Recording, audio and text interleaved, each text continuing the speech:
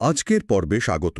আমাদের হাতে এসছে কিছু নোটস, মানে হাতে লেখা কিছু পয়েন্টস আর কি। হ্যাঁ, ইংরেজি গ্রামারের খুব জরুরি ৮টা নিয়ম নিয়ে। একদম। এগুলোকে বলতে পারেন ইংরেজি ভাষায় ঠিকঠাক চলার জন্য ৮টা চাবিকাঠের মতো। চাবিকাঠি তো। এগুলো ঠিকঠাক বুঝলে আর ব্যবহার করলে ইংরেজিটা অনেক সহজ হয়ে যায়। আমাদের আজকের লক্ষ্য সেটাই। এই নিয়মগুলো, মানে এই চাবিকাঠিগুলো একটু সহজ করে পরিষ্কার করে বুঝে নেওয়া, যাতে আমাদের ইংরেজি বলা বা লেখা দুটোই আরও একটু স্বাভাবিক হয়। ঠিক, ভুল কম হয় আর নিজের কথাটা জোর দিয়ে বলা যায়। ওকে, তাহলে খুলে দেখা যাক এই নিয়মগুলোর ভেতরের কথাগুলো, কি বলেন? নিশ্চয়ই, চলুন শুরু করা যাক। আচ্ছা, তাহলে একদম প্রথমটা দিয়েই শুরু করি। নোটসের ১ নম্বর নিয়ম, সাবজেক্ট ভার্ব অ্যাগ্রিমেন্ট, মানে কর্তা আর ক্রিয়ার মধ্যে মিলমিশ। হ্যাঁ, কর্তা ক্রিয়ার সঙ্গতি। বিষয়টা তো বেশ সোজাই লাগছে শুনতে, মানে সিঙ্গুলার সাবজেক্ট হলে সিঙ্গুলার ভার্ব আর প্লুরাল সাবজেক্ট হলে প্লুরাল ভার্ব। ঠিক, যেমন দ্য বয় রানস কিন্তু দ্য বয়েজ রান। হ্যাঁ, এটাই। শুনতে সোজা লাগলেও মানে এটা কিন্তু ভীষণ গুরুত্বপূর্ণ। শুধু গ্রামারের শুদ্ধতা নয়, না না, একদমই তাই। আপনার পুরো কথার বিশ্বাসযোগ্যতা নির্ভর করে এর ওপর। অনেক সময় কি হয়, কর্তার ক্রিয়ার মাঝে অনেক শব্দ ঢুকে যায়, বাক্যটা বেশ বড় হয়ে যায়। হ্যাঁ, তখনই গুলিয়ে যাওয়ার চান্স থাকে। ঠিক, ধরুন the list of items is on the desk. এখানে আইটেমস প্লুরাল দেখে অনেকে আর বসিয়ে ফেলেন। ও আচ্ছা, কিন্তু এখানে সাবজেক্ট তো দ্য লিস্ট, তাই না? একদম, দ্য লিস্ট সিঙ্গুলার, তাই ভার্ব হবে ইজ। এই স্বচ্ছতাটা খুব দরকারি। ঠিক ঠিক, স্বচ্ছতাই তো আসল। আচ্ছা, এই তো গেল মূল কর্তা ক্রিয়ার ব্যাপার। এরপর আসছে কিছু সাহায্যকারী ক্রিয়া। নোটসের ২ নম্বর নিয়ম, ডু, ডাজ, ডিড নিয়ে। হ্যাঁ, এগুলো খুব কমন। আমরা তো জানি ডিড বসে অতীতকালে, আর ডু আর ডাজ বসে বর্তমানে। ঠিক। আর ডু বসে প্লুরাল সাবজেক্ট, আই আর ইউ এর সাথে। আর ডাজ শুধু থার্ড পারসন সিঙ্গুলারের সাথে, যেমন হি, শি, ইট বা কোনো একটা নাম। নোটসে বলছে এদের নাকি দুটো রোল আছে, কখনো মেইন ভার্ব, কখনো হেল্পিং ভার্ব। একদম, মেইন ভার্ব হিসেবেও বসে। যেমন ধরুন, আই ডিড মাই পার্ট, আমি আমার অংশটুকু করেছিলাম। এখানে ডিড নিজেই মূল ক্রিয়া। বুঝলাম। আর হেল্পিং ভার্ব হিসেবে? আর হেল্পিং ভার্ব হিসেবেই এদের ক্যারেমাতিটা বেশি। Here's where it gets really interesting, মানে এখানেই আসল ব্যাপারটা। বলুন তো। সাহায্যকারী হিসেবে এরা মূলত প্রশ্ন বানাতে বা নাবোধক বাক্য তৈরি করতে কাজে লাগে। যেমন ডু ইউ আন্ডারস্ট্যান্ড বা she does not like coffee. হ্যাঁ, এটা তো আমরা হামেশাই ব্যবহার করি। আর এরা বাক্যের কাল বা টেন্স বুঝতেও সাহায্য করে। কিন্তু এখানে একটা খুব কমন ভুল হয়, যেটা নোটসেও আছে। Does she works for money? ও হ্যাঁ, ওয়ার্কস হবে না তো। না, নিয়মটা হলো যখনই ডু, ডাজ বা ডিড সাহায্যকারী হিসেবে আসবে, তারপরে মূল ক্রিয়াটা সবসময় তার বেস ফর্মে থাকবে, মানে V1, কোনো SES যোগ হবে না। আচ্ছা আচ্ছা, তাহলে হবে does she work for money? Exactly. এই ছোট জিনিসটা খেয়াল রাখলে ইংরেজি অনেক বেশি স্মার্ট শোনায়। দারুণ পয়েন্ট। সাহায্যকারী হলেও বেশ পাওয়ারফুল এরা। আচ্ছা, এবার ৩ নম্বর নিয়ম, have, has, had are having. হ্যাঁ, এই পরিবারটাও খুব গুরুত্বপূর্ণ। পারফেক্ট টেন্স বানাতে তো লাগেই। আমরা জানি প্রেজেন্ট পারফেক্টে সিঙ্গুলার হলে হ্যাজ, প্লুরাল হলে হ্যাভ। যেমন he has gone, they have gone. আর পাস্ট পারফেক্টে সবার সাথেই had, we had finished before they arrived. আর নোটস বলছে এদের পর সাধারণত ভার্বের V3 ফর্ম বসে, মানে পাস্ট পার্টিসিপল। ঠিক, যেমন গো, ওয়েন্ট, গন, ইট, এট, ইটেন, ওই শেষের ফর্মটা গন, ইটেন, ফিনিশড, স্পোকেন, এইগুলো। এই V3 ফর্মটা দিয়ে বোঝানো হয় কাজটা শেষ হয়ে গেছে, তাই তো? হ্যাঁ, কাজটা সম্পূর্ণ। যেমন she has submitted the assignment.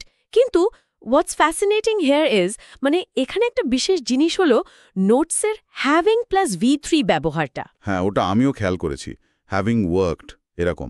হ্যাঁ, এটাকে বলে পারফেক্ট পার্টিসিপল। এর মানে হলো কোনো একটা কাজ শেষ করার পর। নোটসের উদাহরণটা দেখুন, after having worked for hours she went to sleep. মানে কয়েক ঘন্টা কাজ করার পর সে ঘুমোতে গেল। ঠিক, এখানে বোঝা যাচ্ছে কাজ করাটা ঘুমোতে যাওয়ার আগেই পুরোপুরি শেষ হয়ে গেছে। এটা আফটার প্লাস ভার্বিং দিয়েও বলা যায়, যেমন আফটার ওয়ার্কিং। তাহলে হ্যাভিং প্লাস V3 এর বিশেষত্ব কি?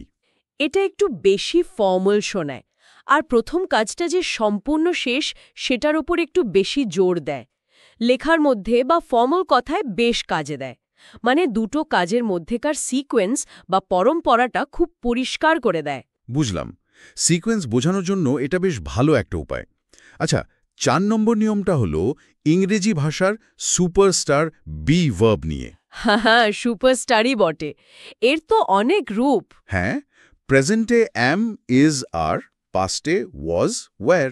পাস্ট পার্টিসিপল হলো বিন, আর আইএনজি ফর্ম হলো বিং। কার সাথে কোনটা বসে সেটা তো মোটামুটি আমরা জানি।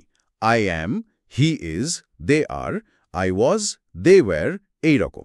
কিন্তু এই বি ভার্বগুলো যখন সাহায্যকারী ক্রিয়া হিসেবে বসে তখন দুটো দারুণ কাজের জিনিস তৈরি হয়। কি রকম? প্রথমটা হলো be plus V plus ing, মানে ভার্বের সাথে আইএনজি যোগ। এটা দিয়ে অ্যাক্টিভ ভয়েসে কন্টিনিউয়াস টেন্স বোঝায়, মানে কাজটা চলছে বা চলছিল। ও আচ্ছা, যেমন নোটসের উদাহরণ, শি ইজ ডান্সিং, মানে সে নাচছে, প্রেজেন্ট কন্টিনিউয়াস। ঠিক। আর দ্বিতীয়টা হলো বি প্লাস ভি3, মানে ভার্বের পাস্ট পার্টিসিপল ফর্ম। এটা দিয়ে প্যাসিভ ভয়েস বোঝানো হয়। প্যাসিভ ভয়েস মানে?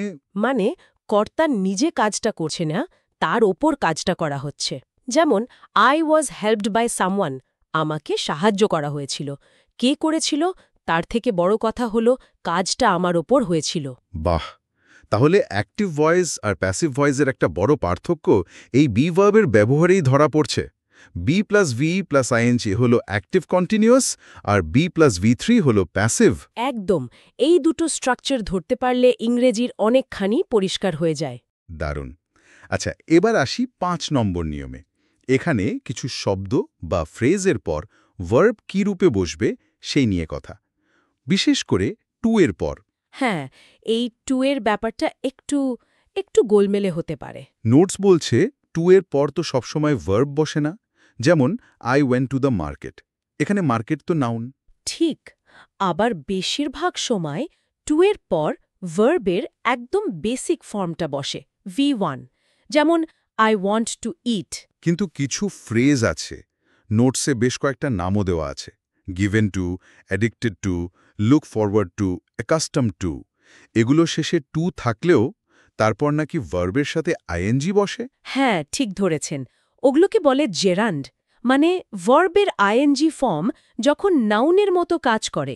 জেরান্ড মানে ওয়াকিং, সুইমিং, রিডিং, এগুলো? হ্যাঁ, ওই ফ্রেজগুলোতে টু আসলে প্রেপোজিশন হিসেবে কাজ করে, ইনফিনিটিভ মার্কার হিসেবে নয়। তাই তারপর ভার্ব এলে সেটা জেরান্ড, ভি প্লাস আইএনজি হয়। যেমন she is addicted to watching TV. ও, এটা তো খুব সূক্ষ্ম পার্থক্য। এখানেই ভুলটা হয়। আর এই প্রসঙ্গে ইউজ টুর ব্যাপারটা আসে। এর দুটো ব্যবহার আছে আর প্রায়ই গুলিয়ে যায়। আচ্ছা, কি রকম? প্রথমত শুধু ইউজ টু প্লাস V1, মানে ভার্বের বেস ফর্ম। এটা দিয়ে বোঝায় অতীতের অভ্যেস যা এখন আর নেই। যেমন I use to play cricket, মানে আগে খেলতাম, এখন খেলি না। বুঝলাম। আর দ্বিতীয়টা? দ্বিতীয়টা হলো যদি ইউজ টুর আগে একটা be verb, am, is, are, was, were বা গেট থাকে, তখন গঠনটা হয় be get use to plus V plus ing, মানে জেরান্ড। আর এর মানে হল বর্তমানে কিছুতে অভ্যস্ত থাকা। ওহ, যেমন? যেমন he is use to working late, মানে সে দেরিতে কাজ করতে অভ্যস্ত। If we connect this to the bigger picture, মানে বড় করে দেখলে এই পার্থক্যটা বুঝতে পারাটা কিন্তু জরুরি। আপনি কি অতীতের কথা বলছেন নাকি বর্তমানের অভ্যস্ততার কথা? সেটা এই গঠনটা দিয়ে পরিষ্কার হয়ে যায়। দারুণ। একটা ইজ বা গেটের জন্য পুরো মানেই পাল্টে যাচ্ছে। আচ্ছা, এবার 6 নম্বর নিয়ম, গেটের ব্যবহার। এটাও তো খুব কাজের একটা শব্দ, ভীষণ কাজের। এর অনেক মানে হয়, তবে নোটসে দুটো বিশেষ গঠনের কথা বলা আছে। প্রথমটা হলো get plus thing plus V3। উদাহরণ দিয়েছে I got my hike repaired. এটা বোধহয় টাইপো, বাইক হবে। I got my bike repaired. হ্যাঁ, বাইক হওয়াই স্বাভাবিক। এর মানে হলো আমি নিজে সারাইনি, অন্য কাউকে দিয়ে সারিয়েছি। ও, মানে কাজটা করিয়ে নেওয়া। ঠিক। এটাকে বলে পজিটিভ ইউজ অফ গেট। কর্তা নিজে না করে অন্যকে দিয়ে যখন কাজটা করায়, I got my hair cut, she got the room cleaned. এখানে জোরটা পড়ে কি করানো হলো সেটার ওপর। বুঝলাম। আর দ্বিতীয় গঠনটা? সেটা হলো get plus person plus to plus V1, মানে কাউকে দিয়ে কিছু করানো বা কাউকে কিছু করতে রাজি করানো। উদাহরণ আছে, she gets a friend to recharge her phone. হ্যাঁ, মানে সে তার বন্ধুকে দিয়ে ফোন রিচার্জ করায়। এখানে জোরটা পড়ে কাকে দিয়ে করানো হচ্ছে। দুটোই কিন্তু পজিটিভ ভাব প্রকাশ করছে, মানে অন্যকে দিয়ে কাজ করানো, কিন্তু গঠনের ধরনে একটু তফাৎ।